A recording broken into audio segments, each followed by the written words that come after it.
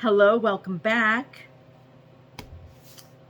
This is our Proverbs series, our Proverbs challenge, where we read one chapter of Proverbs a day. I do read out of the scriptures version, that translation that has the restored names. So instead of Lord and God, you're going to hear me say, call him by his name, Yahuah, Yahuah, Jehovah, Yahweh, 7 different pronunciations. Currently, I feel peace in calling him by his name, Yahuah. So, just disclaimer: as soon as I'm reading, and you wonder what I'm talking about. Your Bibles probably say Lord and God, unless you have a translation where they restored the names. So, Proverbs 24: Do not envy evil men, nor desire to be with them. For their heart plots to ravage, and their lips talk of trouble. By wisdom a house is built, and by understanding it is established, and by knowledge the rooms are filled with all precious and pleasant riches.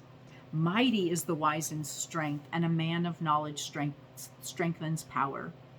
For by wise guidance you wage your own battle, and delivery is by a great counselor. Wisdom is high for a fool. He does not open his mouth in the gate.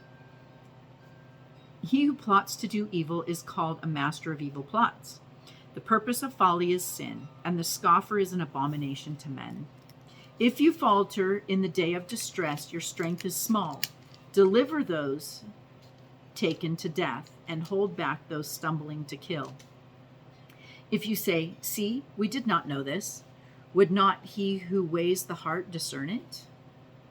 He who watches over your life, would he not know it? And shall he not repay man according to his work? My son, eat honey, for it is good, and the honeycomb sweet to your taste. Know that wisdom is thus to your being. If you have found it, there is a future, and your expectancy is not cut off.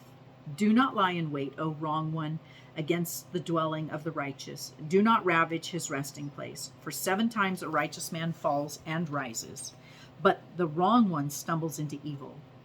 Do not exult when your enemy falls, and let not your heart rejoice when he stumbles.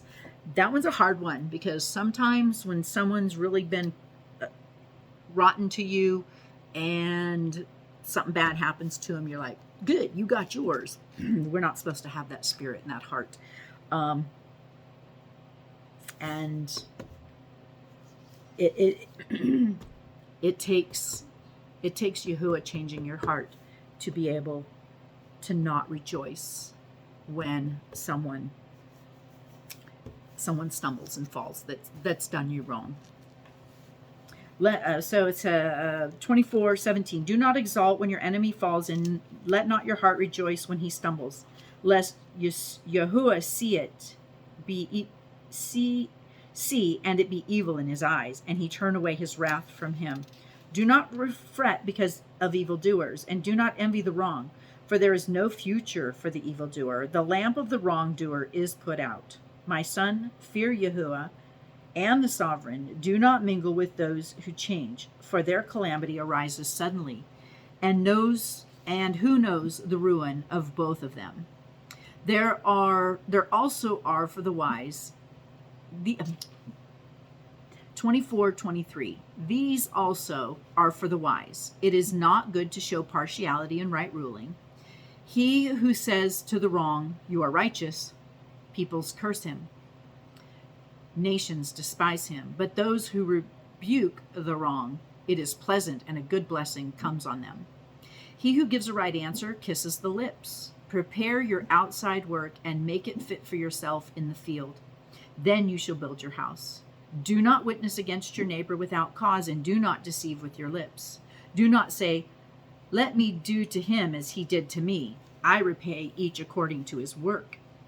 I passed by the field of the lazy and the vineyard of a man lacking heart, and see, it was all overgrown with thorns. Its surface was covered with nettles, and its wall was broken down. When I saw it, I set my heart on it, and I looked and received discipline. A little sleep, a little slumber, a little folding of the hands to rest, and your poverty shall come, a prowler, and your need like an armed man. That's Proverbs 24. My prayer is that following along with me this month, or whenever, you know, with the Proverbs challenge, that this has been a blessing. This helps get you into the Word. If you have any questions about anything that was read, put it in the comments. I'd love to share with you and talk about Him and His Word. So be blessed, and thank you, and we'll see you again tomorrow for Proverbs 25.